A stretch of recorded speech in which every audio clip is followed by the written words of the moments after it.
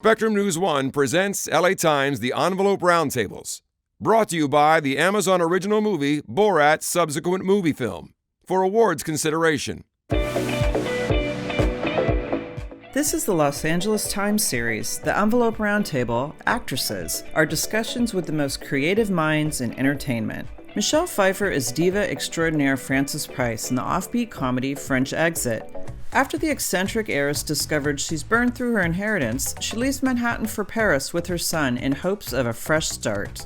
In Pieces of a Woman, Vanessa Kirby is Martha, a young Boston professional who struggles to cope with the death of her newborn baby. Her private emotional journey is complicated by a high-profile court case, and Martha discovers that justice and healing aren't necessarily connected. Set in the 1840s, Kate Winslet plays a woman before her time in the gripping period romance Ammonite. Mary is an accomplished yet broke paleontologist, but her life is turned upside down when she falls for a wealthy, married woman, and forbidden love ensues. Andra Day makes her Hollywood debut as a revered jazz legend in the United States versus Billie Holiday. Day brings Holiday's spirit and music to life in this film, which chronicles the singer's triumphs and struggles as she contends with racism, fame, and the FBI. And Rashida Jones is Laura, an author, mother of two, and spouse who's worried her partner is cheating and on the rocks. This quirky comedy chronicles Laura's spiral into a world of mistrust. Welcome to the Envelope Roundtable for the Los Angeles Times. I'm Lorraine Ollie, culture and entertainment writer with the Times. I'm so glad you could join us today. All the projects that you are involved in, all the films that you're in, are really creative. They're really different. They break a mold. Andra, this is your first film, Andra playing Billie Holiday. That's incredible. What kind of responsibility did you feel going into playing this iconic figure? It was definitely terrifying, and it is, first of all, I've always loved movies, and I've always had such a great respect for the craft of acting. And so I think to be sort of thrust into it, my biggest terror, first of all, was that I was going to suck. I was just like, you can't suck. You got to be good. One day, I'm going to quit the drinking and get off that stuff, too. Maybe go to one of those hospitals, like Judy Garland, those movie stars. And so I was like, okay, I'm going to take like 2 to 3 years off just to study, just to take off of music, just focus on acting and just, so it came up pretty quickly. I will say, though, I landed the role I auditioned at the end of 2017, landed the role at the beginning of 2018, and then we shot at the end of 2019. So I did have a little bit of time, I think a good portion of time to really like live in her. And then Lee Daniels and Tasha Smith was my acting coach, and Tom Jones was my dialect. So these were people who I've never really met a group of strangers to me, that cared so much about my success in a project. The success of the movie as a whole as well. But and I think that made a huge difference. And we just, got in there with blood, sweat, and tears, and I don't know, all the emotional pain and stuff that you guys sit there and live with. It was such an interesting experience. I'm transformed by it, and it was terrifying, but also the most challenging and the most rewarding thing I have ever done in my life. I have to say, that had to have been terrifying going in, not only your first film, but it's Billie Holiday. Yeah, that's definitely an understatement, terrifying. I tried to make it go away a lot of times. I was it never goes away. Yeah, no. Newsflash, never goes away. Do you ever really, really shed all of it or let it go? I mean, is it just residual? It just follows you everywhere? When I first started acting, probably for the first 10 years, I literally the first day would shake so terribly that I was sure you could see it on film. Mm-hmm. Fortunately, you couldn't, but I don't shake anymore, but I still have those jitters. I still think the first week of shooting, I'm going to be fired and replaced. Yeah, that was my thing. I was like, oh God. And totally. And someone that never goes away. Yeah. And someone said to me, when you lose that, it's time to hang it up. Ooh, wow. So you're never going to feel like, oh, okay, I have it now. Now I know what I'm doing. I can just skate through this. Yeah, so congratulations on that for a lifetime So of welcome. jitters. Yeah, so welcome. Yeah. Welcome. Yeah, So welcome I'm to in the right party. track. This is a round table, but also a therapy session. Thank you. So I wanted to ask you, Kate, because you were going to say, is this a feeling that doesn't go away with time? I mean, you've done so many films, but is there still that kind of like nervousness at the beginning of this? You're saying like this doesn't go away. Yeah, honestly, it does not go away. I mean, it doesn't. My dad, who is an actor, but when I was growing up, he was much more out of work as an actor than in work. So he was a postman and he would sell Christmas trees, and he just did whatever he could to raise a young family. I'm one of 4 kids, and when I started properly acting, he'd say to me, "You're only as good as your last gig, baby." And I've never forgotten it. I've never, ever forgotten it. And it's absolutely true. And this, I tell you something, I think now we are so lucky as actresses, all of us, because this is the decade of women looking out for other women, unreservedly, without judgment, and absolutely being in everyone's corner. And it's such a moving, seismic time to not be in the same room and giving each other a hug right now, specifically, feels awful, because it is the time of women. I feel so excited for you, Andra, that this is a moment right now where you are connecting with other people through these kinds of conversations, because we all learn on the job. It doesn't matter what your training was or wasn't. I personally wasn't trained, but all of these experiences that we have and are able to share are the things that will always hold you up and buoy you through. So often these kinds of roundtables, fun as they are, they're frantic, and there's everyone's got 2 hair and makeup people flying in and out, and there's a stylist, and someone's fiddling with your radio mic, and you're quickly trying to say hello to people across the table. And actually now we're just sitting at home, and we can actually just talk, and that's a privilege. This bit is a privilege. There's a bit more air and space around it, but it doesn't get any easier, and I'm afraid you will always be terrified. It gets a tiny bit easier. I mean, it gets like you might stop shaking. I mean, but you're always going to you'll have those jitters always, but then I think they start to calm down a little bit sooner into shooting. I was scared they were going to turn into shingles. Mine did turn into shingles. Oh no! Oh no! Oh no! Andra's last round table ever. The shingles round table, here we are. Yeah, there we go. Vanessa, I just saw you when Kate was saying, it doesn't get easier. You just had your hand over your mouth like, oh no. I know. It doesn't. I just when Kate was describing that, literally the shakes. It's almost that thing of, do you guys feel this too? There's moments when you go, why am I doing this to myself? Why?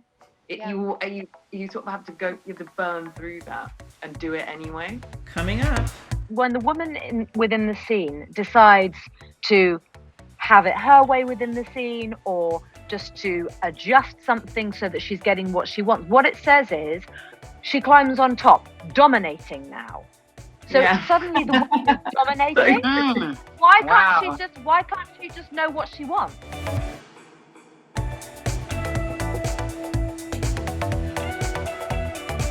Speaking of doing things that scare you or challenge you, in Pieces of a Woman, it's a really difficult, emotionally wrenching story, right? And French Exit, they're not the easiest roles to take on. So I think, Michelle, when you were looking at the role in French Exit, what attracted you to it? Was it that complexity? Was it that she is such an interesting human being?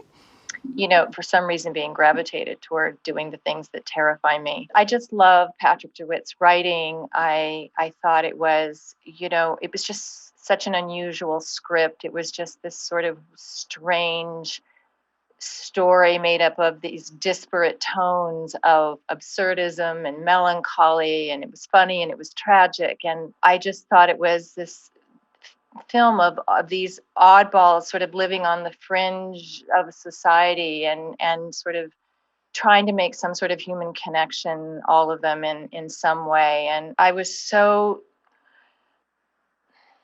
curious about this woman, and I thought she was just so odd and not like a character that I had seen or that I had played. What was your plan? My plan was to die before the money ran out, but I kept and keep not dying, and here I am.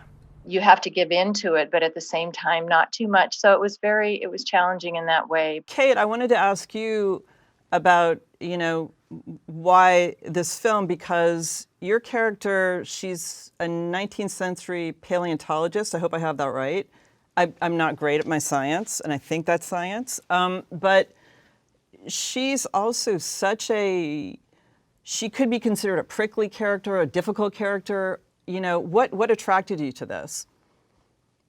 Well, Ammonite is written by a wonderful British writer-director named Francis Lee, who has true working class roots and was an actor for a good number of years and struggled to make a career out of it. And when I first met Francis, having read the script, I'd seen his first film, God's Own Country, and Ammonite is his second film. And I felt there was so much actually of him as an individual in terms of where he came from, that he had somehow poured into his creation of Mary Anning. And you're right, she is a paleontologist. She absolutely existed, a woman of scientific brilliance who made pioneering discoveries in the fossil world. But she was an unsung hero, of course, because she lived in the early 1800s and she was a woman. And the world of science and geology was, like so many worlds back then and still now, dominated by men. And those men would buy her finds and claim them as their own discoveries, actually put their names on them and dispute a lot of her own findings and her own work. There was something incredibly stoic and accepting of her lot in life. Mary was self-taught. She was extremely working class, actually impoverished, lived a very harsh life because she was a woman. But in spite of that, she had a great degree of compassion and in reality, although she never had a relationship with a man or a woman that is documented, she did form quite strong alliances with women, was a huge champion of other women. And that's why I was really struck by Francis Lee's idea to pair her in an intimate way with a woman and not a man in this story. It felt worthy of someone as formidable as Mary Anning was, and it felt equal and right. I was very, very drawn to playing someone who was also nothing like me. And I was terrified. I mean, it's back to that thing that we were talking about at the very beginning. I was absolutely terrified. And I thought, well, I know I want to do this. I haven't got a clue how to do this, but I think I'd have a hard time watching somebody else give it a go. So sort of in spite of my fears, I found myself playing this sort of sometimes unknowable and often unlikable person, but whom I felt tremendous admiration and empathy for. I love that idea of watching the role and thinking, I couldn't stand if somebody else was doing that. I don't want, I couldn't imagine that.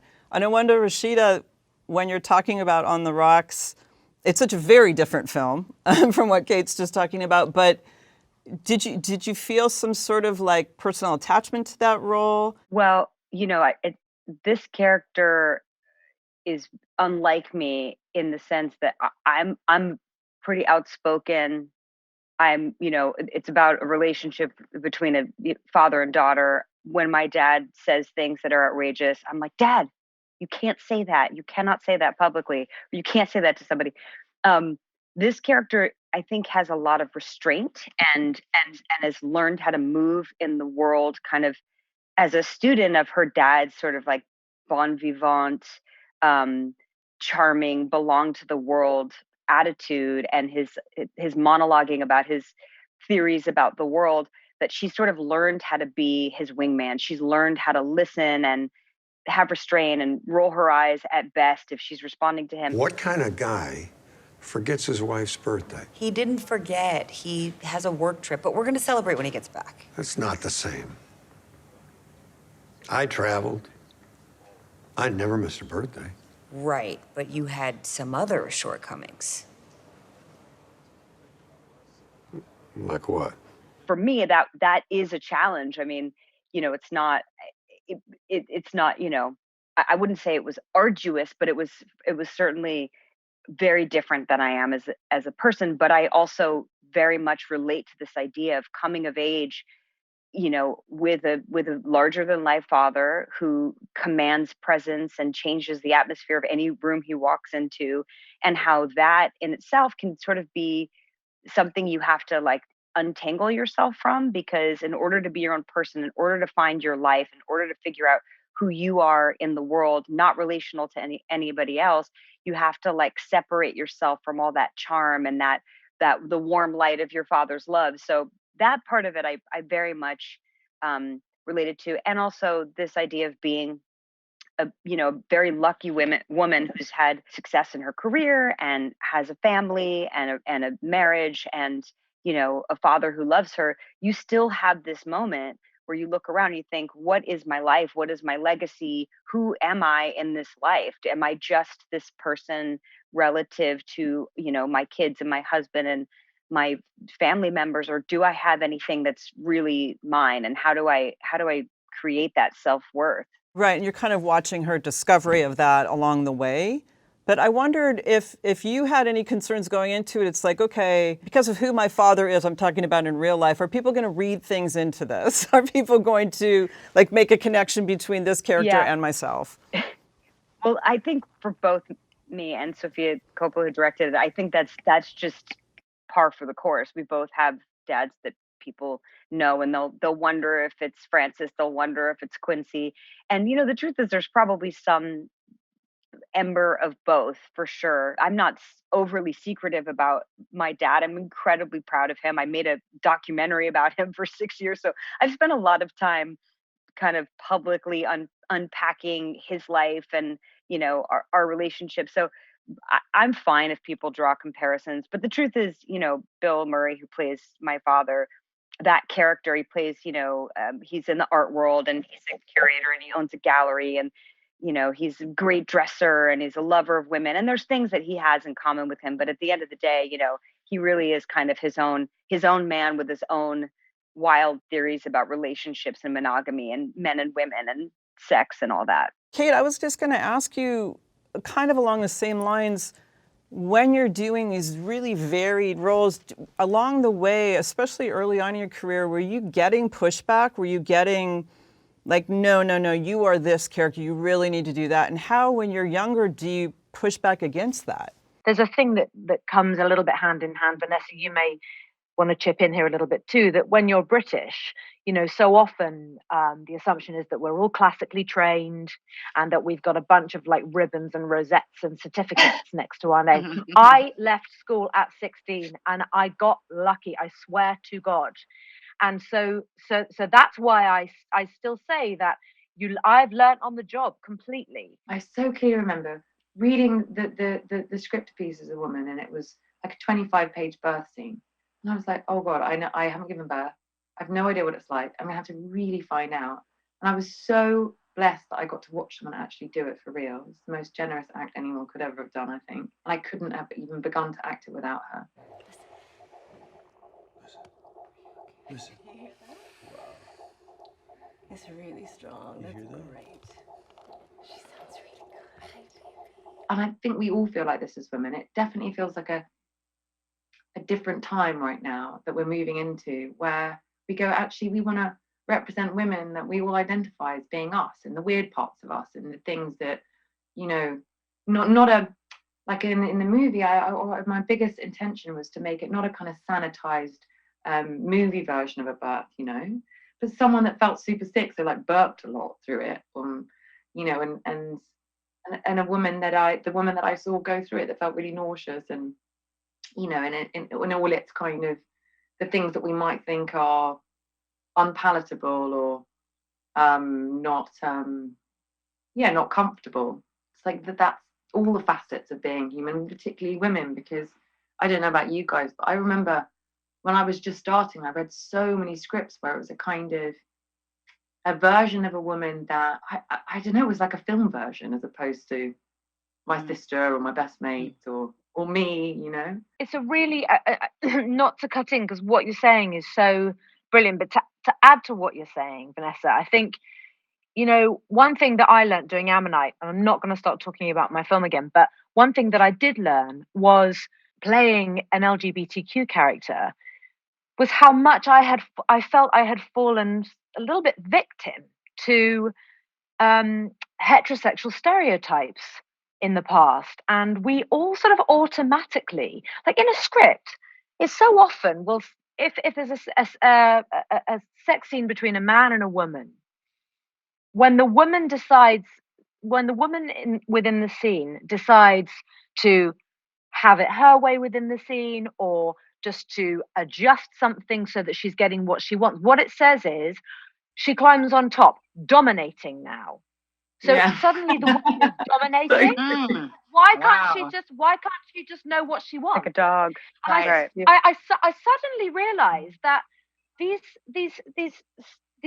stereotypes and these demographics, they just sort of exist like breathing.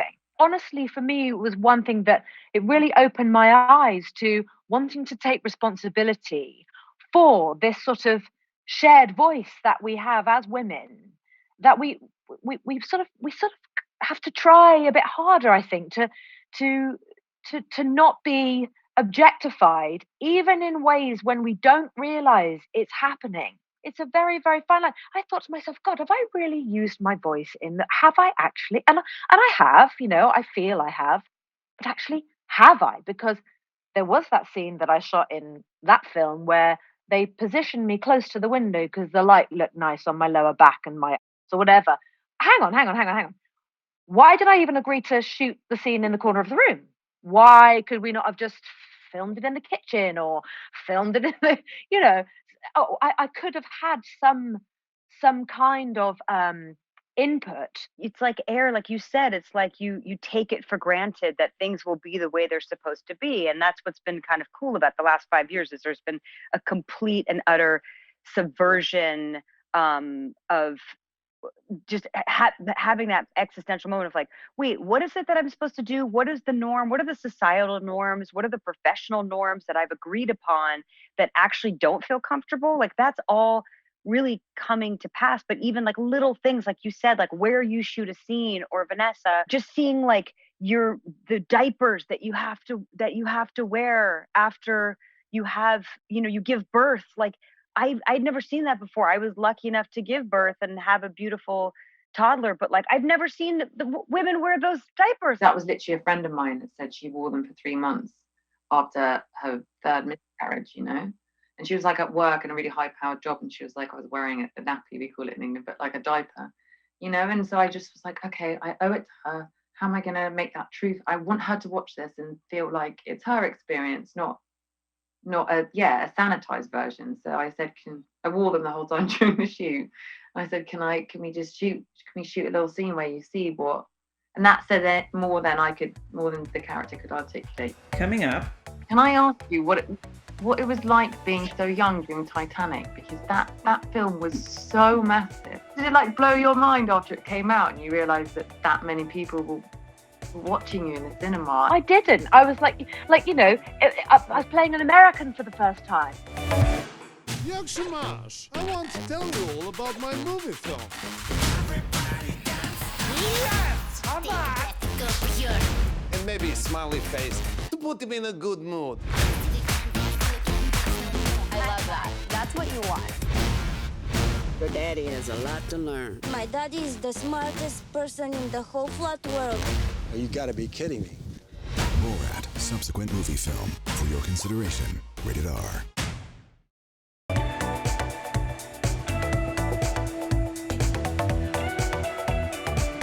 I don't know if you found this as well. Like, it's that subliminal thing, isn't it? Which we are now becoming conscious of and suddenly being like, oh, this has always been like this. But I remember, you know, when I first started reading scripts, the character descriptions, the man, it would always be articulate, intelligent, like high-powered. And then the woman would be like attractive, you know, dark, beautiful hair, and you know, all eyes look at her when she comes into the room, or messy looking, or whatever it is. You know what I mean? It was kind of, it was so like subtly objectifying. And the other thing as well is that I realized, like recently, as we kind of getting more awake about everything, that often, it would be like the woman would sort of be just ever so slightly moving the man's story along more, rather than necessarily having her own journey through. And I feel really excited actually, because I feel like now, having a female write that movie, for example, she actually got to write her experience of what she'd been through, and so it's kind of feels like it feels like, I don't know how you guys feel, but it feels like there's really momentum. I think that what's great about this time now is that I think the world is making space for all of these stories, and I think that it is a time where we can tell these stories, and we've always been trying to tell these stories, but actually the world is more receptive to hearing them in a totally different way now. And that I think that's a shift. That is definitely a shift. I think we still 100% have a ways to go. But I think it's really true that the world is much more receptive to these very real, visceral, painful stories. I don't know. I just try to be brave about the job that I do, and I try to also really be, and I do try and do this. I committed to being authentically who I am. And one of the things about Ammonite that I do feel proud of is that there are some very intimate scenes in the film, and Saoirse Ronan and I play two women who fall in love. And I'm 45 and I've had 3 children. This is not the body I had when I was Saoirse's age and doing Titanic and doing those films. And I'm very proud of my marks and my scars and who I am becoming. And I want to be able to be true to those things and those aspects of my life, so that other women know that it's okay to not have to feel like they need to be this Hollywood version of that thing. I'm really not the Hollywood version of that thing. I'm truly, truly not. And it's important to me to continue to step into those real shoes and be absolutely myself. And sometimes that's not always easy. You do have to say, come on, it's okay. You can just dig that little bit deeper. You can do this,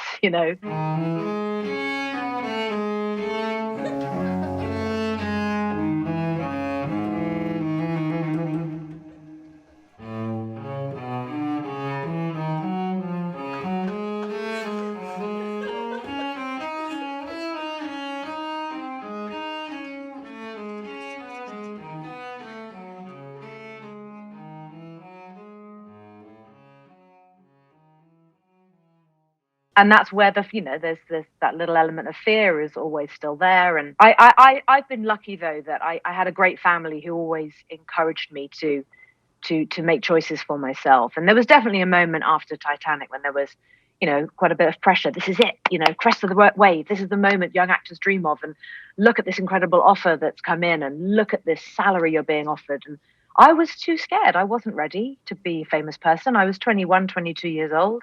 I had so much to learn. I didn't want to screw up early on. I wanted to always be doing this job. And I at least was smart enough to know that you don't do that by taking a big fat paycheck and just going with the biggest, fattest opportunity just because it's there. And that seems to be the thing you're meant to do. And so I did push back, and I did do smaller films, and I did things that I knew would actually make me happy and would challenge me, regardless of whether anyone saw them or not. And that was where I had to be brave. That was where my agents, who I'm still with to this day, were like, oh my God.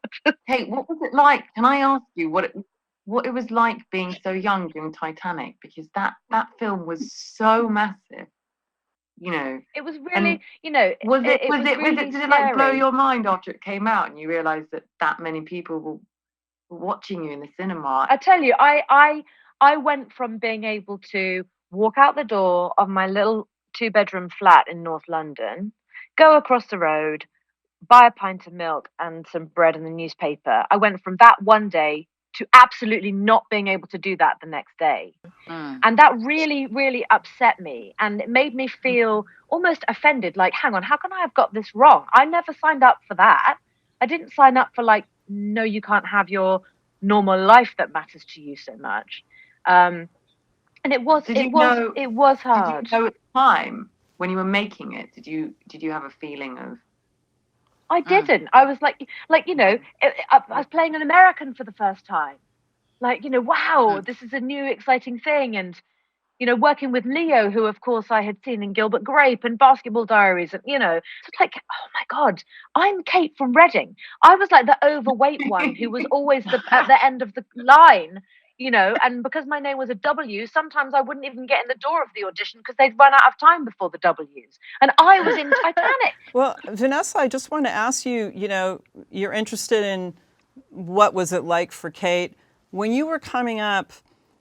Did you know you wanted to act? And was something like Titanic something that inspired you? What did? I mean, what did you see it as? Is it a Hollywood thing? Is it a theater thing? Was it more indie films, or did you just want to act?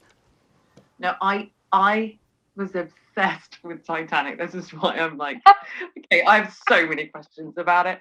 But well, no, I guess it didn't feel Hollywood to me. It just moved me so much. I mean, I just don't think anyone can watch that movie and not be so emotionally invested. And it was those things growing up in my life where, it happened a couple of times in the theatre as well when I was pretty young. I remember being bored and then suddenly getting to 11 and I was watching a production of The Cherry Orchard, and I just remember suddenly I was there, there in the room with these people, and I felt like I was with them. And I left the theatre and it stayed with me, and I was like, what is that? What is that? And it kind of changed how I looked about my own life, and I just thought there's something magic happening there. And so I kind of always knew I wanted to do it, and I had no idea if I would ever be able to do it professionally. And I did tons of plays, really bad ones, with my friends at uni. And then like Kate, I kind of always thought, I think in Britain a little bit, there was an expectation like you have to train and this is the way that you do it. And so I kind of had in my head that I was going to, and I didn't end up doing, started out in theatre for many years, really. And the transition from stage to screen was terrifying. I mean, I felt like I was just getting my groove and doing plays, and then suddenly I was on a set and I had no idea why you had to stay in a certain frame and hitting your mark, and and also it's just a different skill, because on stage you have to kind of communicate what you're feeling inside to someone that maybe can't see you that well, while being believable. And then suddenly on screen you have to do the absolute opposite because the camera can be here. And I definitely learned that the hard way. And I think, in Pieces of a Woman, in fact, that was part of the reason why it was so scary, because that was the character who, as in her nature, tries never to show anything she's feeling. Is it about what people think? It's about you. It's about you having to face this. I am facing this. I am facing it! I am facing this! Well, I don't think you are. We need some justice here. No, you need. That is what you want. That is what you need. That is your way. That is not my way. I just wanted to ask you about that, though, because that's got to be one of the more difficult things to do when you have a character who is emotionally reserved, tamped down. She's gone through this total trauma. Like, knowing that you're going to have to express emotion through somebody who doesn't want to express emotion, that's got to be really hard to do. Yeah, I mean, it's weird. In a funny way, it was a bit, it taught me so much, because even scene to scene, I just had to trust that if I really felt it, and I really thought those thoughts, and it's, to be honest, a lot of women spoke to me about their experiences of miscarriage or stillbirth or losing children, and I really owe them everything, because they allow me to really sit with them and really ask and try and understand how it really felt. I just knew, and it's funny because you can talk about it kind of intellectually, but I knew I had to understand how it felt inside me, and then try and just feel it all the time throughout, try and tap into, like, even begin to touch on what they had been through and experienced for days and days and months, and trying to let the audience into their experience of what that's like. And even at the end of the shoot, I was like, oh God, I hope it's done them justice even a little bit, because it's definitely something that's not spoken about. That's the other really shocking thing in my own personal life that I learned, there's so much silence around it, and I'm still trying to get to the bottom of why. I really hope that the film will help start conversations that I think really need to start happening. Coming up. There are performances I wish I could redo because, years go by and I kind of go, oh, I think I missed that.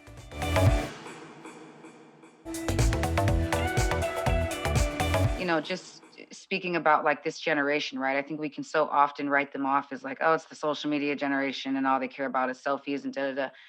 But I think that I think we can partly attribute it to them. I don't think this generation wants the glossy, clean, okay, the sanitized version of life. Also, with the advent of the internet and social media and everyone's so connected, right? The globe is so much smaller now. We have so much access to real information that it's like, I think they're demanding like movies and work and music that's more raw, that is more real, that actually feels like something they can relate to and sink their teeth in. And so, we had the conversation with regard to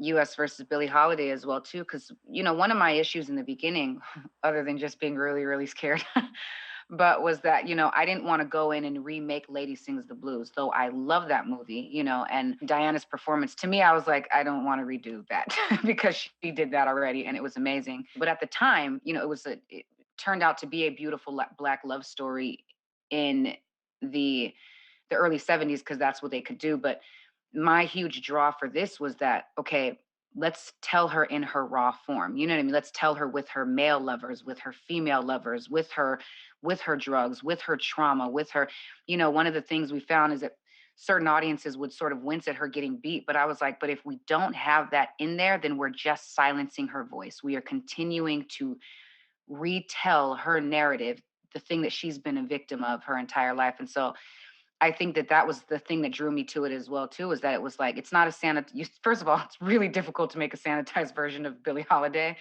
but like that it wasn't a sanitized version, that she is raw and that she is still a fighter and that she's still a hero in all of her real humanness and even being a fractured figure. And so, and I think a part of that also is like, like you said, you had mentioned a female writer, Vanessa, who wrote your story as well too, and Susan Laurie Parks, who wrote this movie along with Lee Daniels. But and talking to your point, Kate, what you said about, you saying, okay, why didn't I move myself from the window to the kitchen? I think it's really interesting. And I feel like a part of the new wave is a collaborative effort of, first of all, that women's stories have always been told through the lens of masculinity, through men's lens and how they view us or how they want us to be.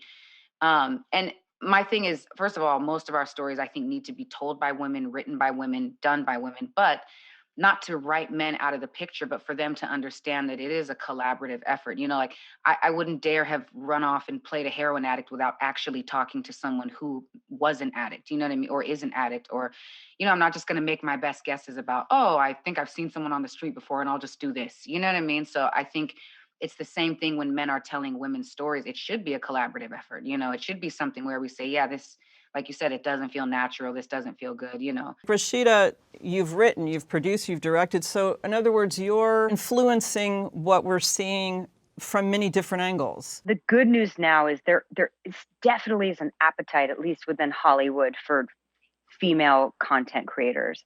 And what's nice is kind of like what all of you have been saying is the more women there are around, I think the more comfortable women feel advocating for themselves or for the thing that's most honest to their experience, because they can say, yeah, you know what I'm talking about, right? And then that person can say, yeah, I know exactly what you're talking about.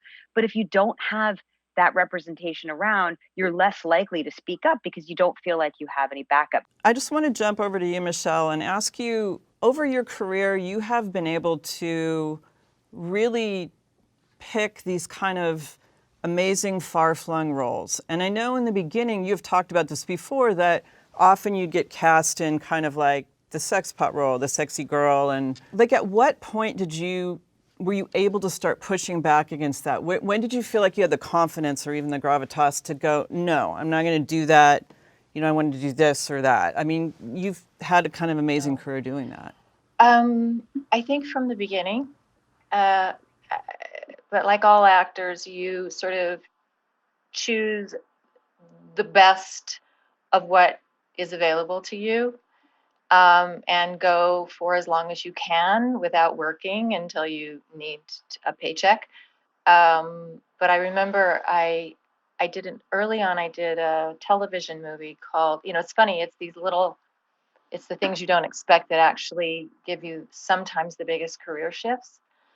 And I did a little television movie called The Children That Nobody Wanted, and I was just playing this woman who lived on a farm, and they had all of these foster kids, and it was very pared down, and there was nothing glamorous about it, and that was my first opportunity to ever play a part like that. So it was just finding those kinds of moments. And then I would say, but it's also that thing where, depending on what your last role was, that's typically what starts to come in and be offered to you. That's sort of how the world begins to see you, the industry sees you, depending on what you last did. So it's really up to you again to try to find those things that really shifted in the direction you want it to go. Did Grease 2, that was one thing. And then was lucky enough a year later to get cast in Scarface. And that was sort of, people were very kind of upended by that, because nobody sort of expected to see that turn. And then I think when I did Married to the Mob, that sort of did another sort of seismic shift, and whoa, wait a minute, who's that? And I remember when I met Marty Scorsese for the first time, he actually thought I was actually from New Jersey, and he expected this sort of dark-haired girl from New Jersey to walk in and meet with him. That was sort of one of the most flattering things anyone ever said about my work. Can I just say, I just want to interrupt and just say how cool it is, like how cool it is to be an actor, but just to think about, I mean, Michelle, obviously, like, you're an icon and a legend, but the fact that you did Grease 2, Scarface, Married to the Mob, back to back, such different things, such different audiences, such different characters, like, to me, that is the success of the art form. Like, it's just so cool. I don't think I knew that timeline. It's just so, to hear that you got to do all those 180 shifts back to back is just like the coolest thing ever. Just to say that, sorry. Well, thank you. People ask me a lot, well, sort of, what does your audience expect from you? I have no idea. And I always feel like, I guess I should, because maybe I should have thought about that more. First of all, it never occurred to me that I should think about that. But there are a lot of actors who really know their audience, and they are very successful at building their own brand. I don't know that I really have one. So you have been able to play so many different roles and done so many incredible things, but is there something in particular, or is there a role in particular you like to play, or you've seen in the past going, ugh, I wish that was mine, I wish I had done that? Definitely with this group of talented women, when I see inspiring performances like this, it just inspires me to do better work. I think that when I see films that have raised the bar and who are taking risks, and when I saw the 23-minute labor scene that you did, Vanessa, I just, as an actor, you're looking at that and you know what it took to get to that place and to stay into that place, and you're thinking, oh my God, how long did it take to shoot this? And just your commitment, and not only from you, but from the filmmakers and from the director, and the again, that willingness to take those kinds of risks and to not be formulaic. And most people would have looked at that script and said, you can't, first of all, not even be willing to go to that real place that you all did, and really show what it really is like to have a delivery and have a home delivery. But then the courage to stay with that for 23 minutes. But as an actor, I'm envious of that opportunity. And so whenever I see an amazing performance, there's a part of me that, wishes I could have had the opportunity, but knowing only that person could have made that and taken that to places, because it would have been different. My interpretation of that would have been completely different and not as good, and probably not nearly as inspiring, because parts are as varied as the actors playing them. They become completely different things, and there are performances I wish I could redo, because years go by and I kind of go, oh, I think I missed that. I think my whole approach there, yeah, I mean, it's a fine performance, but I think it was not quite on the mark for who that character is. And it just, over time, you grow as a person, and you hopefully have new insights and different perspectives the older you get through life experience. And so if anything, there are probably performances of mine I'd like a redo on. I have that I finally get what the thing is. Like, the day I wrap, I'm like, that's it. I just got Oh my gosh, that's a normal thing that happens. I was like, I feel like I left certain scenes that I was like, God, I wanted to, even now, it was a year later, and I'm just like, if we could just do that one scene, if I could just convince them to reshoot that. Yeah. It is. That's why it's lightning in a bottle, because if you don't have it all right at that moment, that's why it's brilliant when a movie's so great, because it's just implausible. It'd be like a second chance with the video game. It's like, wait, let me just do that again. But yes, right. And but you're never we should do a second chance series with actors. They get to do their version of the scene. That was really interesting. Years later, I feel like what would happen is it would happen once, and they'd be like, no, that's not it. That's not how I imagined it in my head for the past 20 years. Actually, yeah, I was wrong. I like the first time. Well, thank you all so much for joining us here in this virtual roundtable that we've done. This has been great, and it's been wonderful to talk to all of you. And I hope we're able to get back out there soon, but thank you so much. Thank you. Thank you. Thank you. Thank you.